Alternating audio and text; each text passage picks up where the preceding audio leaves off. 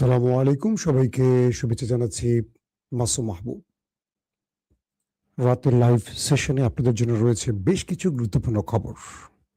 প্রথম গুরুত্বপূর্ণ খবর,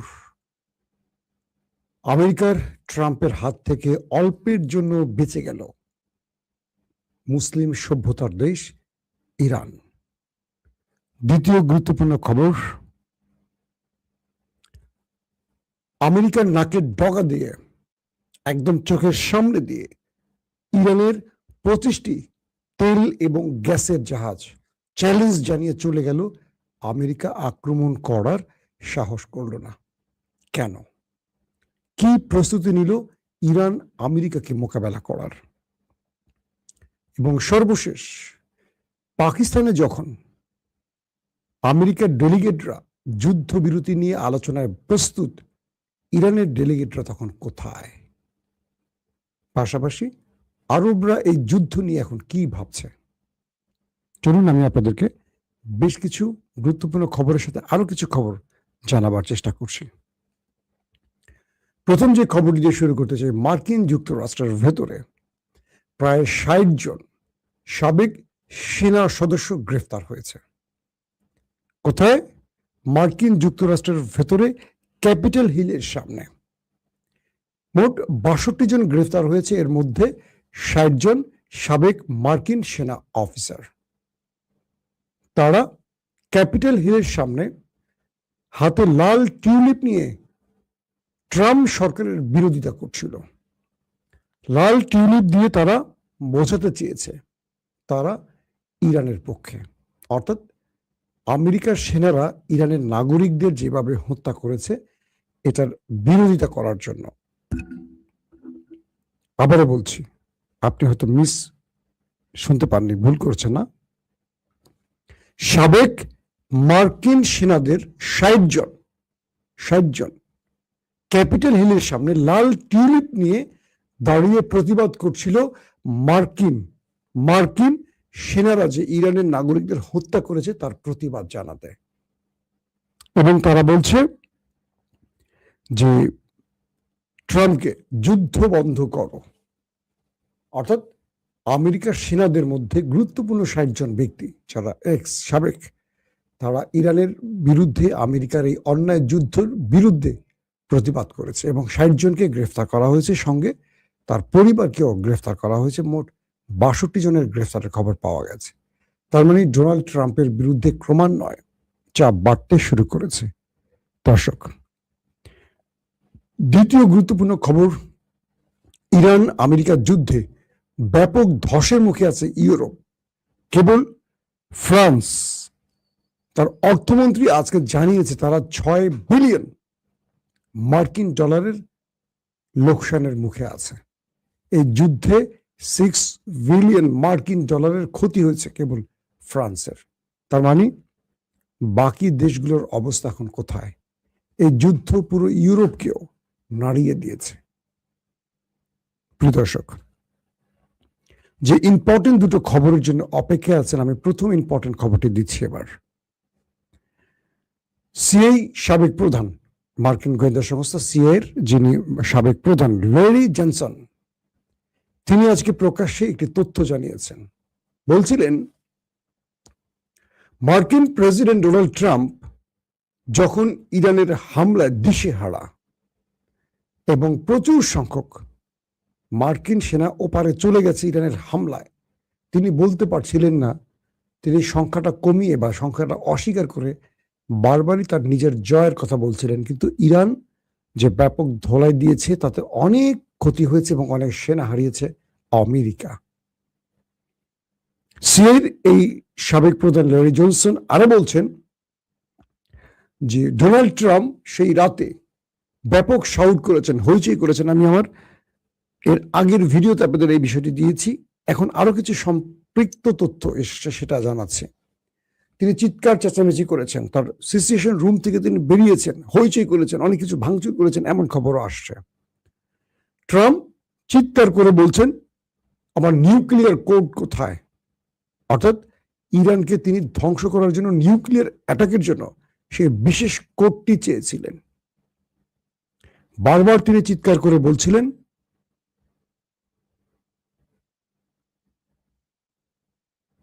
একজন লিখছে বিলের মধ্যে খালে বসে লাইভ দেখছিলাম। ও, এখন রাতে বিলের মধ্যে বসে আছেন, গুড।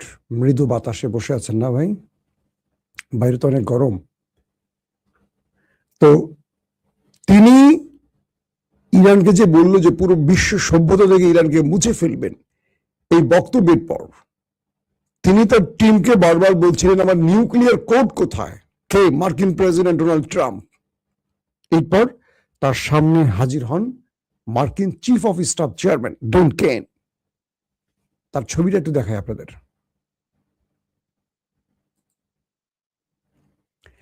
তো মার্কিন প্রেসিডেন্ট ডোনাল্ড ট্রাম্পের সামনে হাজির হন এই ভদ্রলোক, যাকে আপনারা স্ক্রিনে দেখতে পাচ্ছেন, ডন কেন।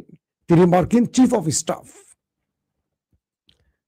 তিনি আসলে ডোনাল্ড ট্রাম্প তাকে বলেন আমি ইরানের নিউক্লিয়ার অ্যাটাক করতে চাই। আমি যে তথ্যগুলো দিচ্ছি এগুলো কে বলছে? মার্কিন গণমাধ্যম। তো পরবর্তী বলা হয় যে এই মিস্টার চিফ অফ স্টাফ ডন কেন প্রেসিডেন্ট ট্রাম্পকে বলেন যে কোনোভাবেই আপনাকে এই নিউক্লিয়ার কোড দেওয়া সম্ভব নয়। এটি আমাদের জন্য সবচেয়ে বড় পরাজয় হবে মিস্টার প্রেসিডেন্ট। ইরানের নিউক্লিয়ার অ্যাটাকের সময় আসেনি। তিনি তার উপরে চেঁচামেচি করেন এবং মিস্টার প্রেসিডেন্ট তখন আরো জেনারেলদেরকে তলব করেন। কেউ সায় দেয়নি ইরানের নিউক্লিয়ার অ্যাটাকের ব্যাপারে। সিএর প্রধান ল্যারি জনসন বলছেন মিস্টার প্রেসিডেন্ট ট্রাম্পের হাতে আমেরিকার চাবি নিরাপদ নয় এবং তাকে নিউক্লিয়ার কোড দেয়া সবচেয়ে ভয়ঙ্কর হবে, কারণ তিনি এটির রক্ষা বা এটির প্রয়োগের ব্যাপারে তিনি অক্ষম। কারণ মার্কিন সিনেটে প্রেসিডেন্ট ট্রাম্পকে অক্ষম হিসেবে 25 সংশোধনী অনুযায়ী মার্কিন সংবিধানের এই প্রস্তাব এসছে যে ট্রাম্প একজন অক্ষম ব্যক্তি, তিনি সুস্থ নন, এমনও প্রস্তাব আমেরিকার সিনেট কংগ্রেসে উঠে আসছে। তো এই যে ব্যক্তিকে স্ক্রিনে দেখতে পাচ্ছেন, তিনি ট্রাম্পের সাথে এটা নিয়ে লড়াই করেছেন যে না, আপনাকে নিউক্লিয়ার কোড দেয়া যাবে না, কারণ আপনি এটার সঠিক ব্যবহার করতে পারবেন না। আমেরিকার ইতিহাসে বলা যায় যে সবচেয়ে বাজে সময় পার করছে মার্কিন যুক্তরাষ্ট্রের সেনাবাহিনী, এস্টাবলিশমেন্ট এবং দেশের জনগণ। কারণ তারা এমন একজনকে প্রেসিডেন্ট করেছেন, প্রতিদিন সকালে মানুষ ঘুম থেকে উঠে কমেডি শো না দেখে ট্রাম্পের ট্রুথ সোশ্যালের বক্তব্য পড়ে, তার পোস্ট পড়ে, টেলিভিশনে তার বক্তব্য পড়ে। পৃথিবীর একমাত্র মার্কিন প্রেসিডেন্ট যিনি নিজের নোবেল দাবি করেছে, শুধু দাবি করেননি, কিছু রাষ্ট্রকে দিয়ে তিনি দাবি বা প্রস্তাব তুলেছেন। এর মধ্যে পাকিস্তান নামক একটি দেশ ইমরানকে সরিয়ে যে অবৈধ সরকার ক্ষমতায় বসছে এবং অবৈধ সেনাপ্রধান আসিম মনির তাকে দিও এবং শাহবাজ শরীফকে দিও নোবেল কমিটির উপর বা নোবেল কমিটির কাছে প্রস্তাব পাঠিয়েছিলেন এই ট্রাম্প যে তাকে শান্তিতে নোবেল দেয়া হোক। এইরকম ঘটনা দ্বিতীয়বার ঘটেনি যে আমেরিকার প্রেসিডেন্ট কেবল নিজে নোবেল চাইছেন, নিজে ভিক্ষুকের মতো আমাকে একটা নোবেল দেয়া হোক। শুধু আরেকজন আছেন, পৃথিবীর আরেকজন অন্যতম সফল রাষ্ট্রনায়ক, সফল, এবং তার হাতে অজস্র না হাজার হাজার মানুষ গুম খুনের ক্রস ফায়ারের শিকার হয়েছিলেন। তিনি হলেন বাংলাদেশের মানস কন্যা শেখ হাসিনা। বুঝছেন? আপনারা ভালো করে বুঝছেন আর কথাটা। ট্রাম্প ছাড়া আরেকজন নোবেলের জন্য অপেক্ষায় ছিলেন, তিনি হলেন শেখ হাসিনা, যিনি অজস্র মানুষকে গুম করেছেন, খুন করেছেন, ক্রস ফায়ারে মেরেছেন ক্ষমতার জন্য। তারপরে বলছেন আমি কি অন্যায় করছি? তিনি বলতেছেন ভারতে বসে আমি কি অন্যায় করছি? আমি তো এই দেশের জন্য অনেক কিছু করছি। বুঝছেন না আপনারা? তিনি অনেক কিছু করছেন আমাদের দেশের লোক, মানুষ মারি সব সাফা করিয়া লাইছে। ভাই আমি কিন্তু নোয়াখালীর মানুষ না, কেউ নোয়াখালীর মানুষ ভাইবেন না আমাকে। তো নোবেলের জন্য যে ট্রাম্প পাগলামি করছেন, তিনি নিউক্লিয়ার কোড চাচ্ছেন মার্কিন জেনারেলের কাছে, তিনি ইরানকে শেষ করে ফেলবেন, তাকে দেয়া হয়নি। তার মানে একটা বড় বিপদ থেকে ইরান বেঁচে গেছে। পুরো ইরানকে তিনি ধ্বংস করতে চেয়েছেন নিউক্লিয়ার দিয়ে। Full stop. আসেন, ওয়াল স্ট্রিট জার্নাল আজকে আরেকটি খবর ব্রেক করেছে, মার্কিন গণমাধ্যম ওয়াল স্ট্রিট জার্নাল। তারা বলছে যে আজকে মানে গত 24 ঘন্টা আগে হরমুজে যে নাটকীয় ঘটনা ঘটেছে, ইরানের একটা কার্গো জাহাজ আটক, ইরান ড্রোন অ্যাটাক চালানো, তারপর আমেরিকাকে চ্যালেঞ্জ জানিয়ে দিল ইরান যে আমি আবার হরমুজ দিয়ে আমার তেল গ্যাস পাঠাবো, পারলে তুমি ঠেকাও। আমেরিকা বললো ইরান তুমি সাহস করো না, খেয়ে ফেলবো তোমাকে, আসো তুমি পারলে। ইরান কি করছে জানেন? ভয়ে চুপচাপ করে বাসায় পালিয়ে গেছে, তাই না? বিশ্বাস করছেন? আমেরিকা যখন ইরানকে বলছে তুমি হরমুজে আসলে তোমার খেয়ে ফেলবো, ইরান ভয় খাতার নিচে ঢুকে বসে গেছে। বিশ্বাস করছেন নাকি আপনারা? কমেন্ট করেন দেখি। ইরান কি করছে? 25টা কার্গো জাহাজ হরমুজে ছেড়ে দিছে। আমেরিকাকে কন্ট্রোল রুম থেকে বলে দিছে পারলে তুমি ঠেকাও, আমার ড্রোন আমার মিসাইল রেডি। যদি কোনো মার্কিন জাহাজ ইরানের একটি শিপের টার্গেট করে হিট করে, ওয়ারশিপ গুলো শুধু ডুবে যাবে, স্টেট ডুবে যাবে। আমেরিকার ওয়ারশিপকে আর ছাড় দিব না। কিসের যুদ্ধবিরতি? যে কটা আছে প্রত্যেকটাকে আমাদের মিসাইল টার্গেটে রাখা হয়েছে। ইরানের কে বলছে? Wall Street journal.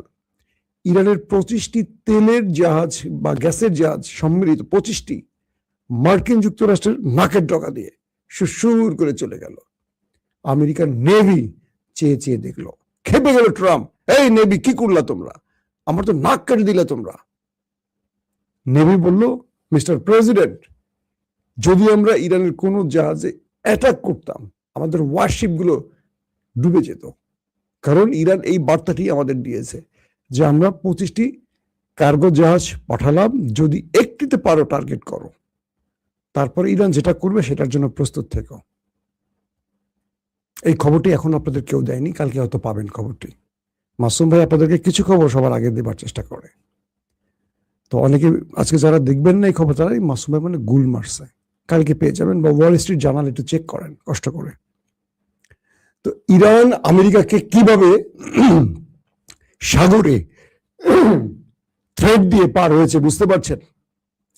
আমেরিকার নেভি অসহায়ের মতো শুধু তাকিয়ে থাকলো, কিচ্ছু করতে পারলো না।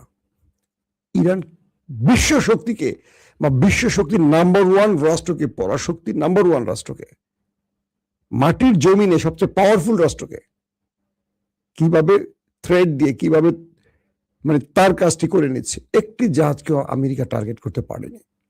ট্রাম্পের মাথা পুরো নষ্ট হয়ে গেছে যে কি করছে আমার নেভি, ওরা ইরানকে ভয় পাচ্ছে কেন? ইরান বলছে হরমুজ আমাদের, হরমুজে আমরা যা বলবো তাই হবে, তুমি না, তুমি আসতে থাকো, কিছুক্ষণ তেল ফুরাও, কিছু খাও, তারপর চলে যাও। পাকিস্তানে পৌঁছে গেছে মার্কিন ডেলিগেট, অবসর সময় পার করছেন, ঘুরছেন, বেড়াচ্ছেন, আর তাকিয়ে আছেন আসমানের দিকে। ওমর খোদা, দুইটা পাকিস্তানের কি দুইটা ইরানের ডেলিগেট আসো একটু আলোচনা করি। ইরানের ডেলিগেটরা এই লাইভটি করা পর্যন্ত কেউ পাকিস্তানের উদ্দেশ্যে রওনা হয়নি। আসিম আলী প্রেসিডেন্ট ট্রাম্পকে বলছেন আপনি একটু মুখটা বন্ধ রাখবেন মিস্টার প্রেসিডেন্ট, আপনি কি যে বলেন নিজেও জানেন না। আমাকে দিয়ে এত কষ্ট করাচ্ছেন এই যুদ্ধ বিরতির জন্য, আমি একবার এই দেশ, একবার ওই দেশ, একবার আপনার কাছে, একবার ওই দেশে যাই। অ্যাটলিস্ট পাকিস্তানে আমার জনপ্রিয়তা একটু বাড়াতে চাই, কারণ আমি ইমরানকে জেলে ঢুকিয়ে রাখছি অন্যায় ভাবে। অ্যাটলিস্ট আপনার চামচামি করে যদি আমার ইজ্জতটা রক্ষা হয় সেজন্য আমি চেষ্টা করে যাচ্ছি। কিন্তু আপনি তো সকালে একটা বলেন, বিকেলে একটা বলেন। কারণ ইরান বলে দিয়েছে যতক্ষণ হরমুজ থেকে মার্কিন নৌবাহিনী মানে নৌবহর বা ওয়ারশিপ চলে না যাবে এবং আমেরিকার প্রেসিডেন্ট এই উড়াদুরা কথা বন্ধ না করবে, শেখ হাসিনা মার্কা কথা বন্ধ না করবে, আমরা আমেরিকার সাথে বসবো না। আমেরিকার ডেলিগেটরা পাকিস্তানে গিয়ে হা করে বসে আছে, কখন ইরান আসবে, কখন ইরানের ফ্লাইট উঠবে পাকিস্তানের উদ্দেশ্যে। ইরান আসছে না। এবার বুঝছেন কে কার কাছে ধর্ণা দিচ্ছে যুদ্ধবিরতির জন্য? ট্রাম্প এনিহাও একটা যুদ্ধবিরতি চান, আর ইরান বলছে আমার এত বাধ্য, তুমি চাইতেছো, আমার এত বাধ্যবাধকতা নেই, বাট তুমি যদি চাও আমার শর্ত মানো, আমি তোমার শর্ত মানবো না। এখন ট্রাম্প বলছে তোমার ইউরেনিয়াম আমাকে দিয়ে দাও, গব্বর সিং বলে না মেরে কি তোর হাত আমাকে দিয়ে দে, হিন্দিতে বলে আর কি। এখন আমেরিকা বলছে মিস্টার ইরান তোমার ইউরেনিয়ামটা আমাকে দিয়ে একটু ইজ্জত বাঁচাও, তুমি তো বহুত মারছো আমারে, বহুত সিস্টেম করছো, এবার তুমি আমাকে একটু রক্ষা করো। ইরান বলছে পৃথিবী উল্টে গেল, আমার ইউরেনিয়াম তোমাকে দেয়া হবে না, তুমি যা খুশি করো, এই ইউরেনিয়াম তুমি মরে গেলেও পাবে না। ইরান, আমেরিকা বলছে আমার সমস্ত স্যাটেলাইট, আমার গোয়েন্দা, আমার সমস্ত বিশেষ লোক তোমার পারমাণবিক প্রকল্পের ডানে বামে চোখ বড় করে তাকিয়ে আছে, কিচ্ছু করতে পারবে না। ইরান বলছে আমি কিচ্ছু করতে তো চাই না, আমার যেটা যেখানে আছে সেখানেই থাকবে। তোমার যদি কিছু করার তুমি করো, তোমাকে আওয়াজ দিতে হবে না, কাজ করো। এখন আমেরিকা মাইন্ড কাচিপায় পড়ে গেছে। ইরান তাকে কোনোভাবেই ছাড় দিচ্ছে না, এক্সিট রুট দিচ্ছে না। ইরান বলছে তুমি হরমুজ থেকে যাও, আমি আলোচনায় আসব। তুমি ইসরায়েলকে বলো লেবাননে হামলার আর একবার সাহস যেন না করে, এবার ইরান প্রতিশোধ নেবে। তুমি হরমুজে তো ঢুকবে না, শুধু তাই নয়, তুমি আমার শর্তগুলোকে ভালো করে আরেকবার রিভিউ করো, পড়ো, তারপর আলোচনায় আসো। আলোচনা টেবিলে বসে পাগলামি করার কোনো দরকার নেই। ইরানের প্রেসিডেন্ট, স্পিকার, পররাষ্ট্রমন্ত্রী, গুরুত্বপূর্ণ ব্যক্তিরা চোখ বন্ধ করে বসে আছেন, আমেরিকার কোনো কথা সায় দিচ্ছেন না, শুধু বলছেন আগে আমাদের কথা শোনো, তারপর আমরা আসব। আগামীকালকে ধারণা করা যাচ্ছে যে যদি আজকে ট্রাম্প কোনো গ্রিন সিগন্যাল পাকিস্তানকে দেয় যে ইরানের এই দাবিগুলো মানা হবে বা কিছু, তাহলে আগামীকালকে হয়তো ইরানের কোনো প্রতিনিধি দল আসতে পারে, নতুবা আসবে না। এই পরিস্থিতিতে এখন পর্যন্ত যতগুলো কৌশলী রাজনীতি চলছে বা যতগুলো ডাইনামিক চাল দিয়েছে, প্রত্যেকটা ইরান দিয়েছে আমেরিকা ট্রাম্পের বিরুদ্ধে। আমেরিকা ট্রাম্প এখন পর্যন্ত ব্যর্থ, তার সফলতার ঝুলিতে পুরোটাই শূন্য। সো ট্রাম্প এখন ইরানের কাছ থেকে একটা ফেস সেভিং চাচ্ছেন, কোনো একটি ঘটনা চাচ্ছেন যেটা দিয়ে আগামী মধ্যবর্তী নির্বাচন তিনি পার হতে পারেন। কিন্তু আমেরিকার প্রেসিডেন্টকে ইরান এবার খেয়ে দিবেন এটাই মনে হচ্ছে আমাদের কাছে। কারণ ইরান যে চাল দিচ্ছে, যে অভিজ্ঞ চাল দিচ্ছে মুস্তফা খামেনি, এটা ট্রাম্প এই চালগুলো কি বুঝতে পারছে না, নাকি তিনি পাগল হয়ে গেছেন বুঝতে পারছে না। প্রতিটি চালই আমেরিকা ধরাশায়ী হচ্ছে ইরানের কাছে এখন পর্যন্ত। দর্শক, শেষ পর্যন্ত আলোচনা হবে নাকি আরেকটা যুদ্ধ দেখবে পৃথিবী, এটা এখন বলা মুশকিল। তবে পুরো আরব এই যুদ্ধটা আর চায় না। পুরো আরব আমেরিকাকে এখন চাপ দিচ্ছে, খবরদার আর যুদ্ধ ছড়ায়ও না, আমাদের হাজার হাজার কোটি কোটি টাকা ধ্বংস হয়ে গেছে, বিলিয়ন বিলিয়ন ডলার আমাদের ক্ষতি হয়েছে, আর যুদ্ধ ছড়ায়ও না। আরব এখন চাপ দিচ্ছে কাকে? আমেরিকাকে। আমেরিকা এখন টেনশনে পড়ে গেছে, কি করবে। প্রত্যেকে ভালো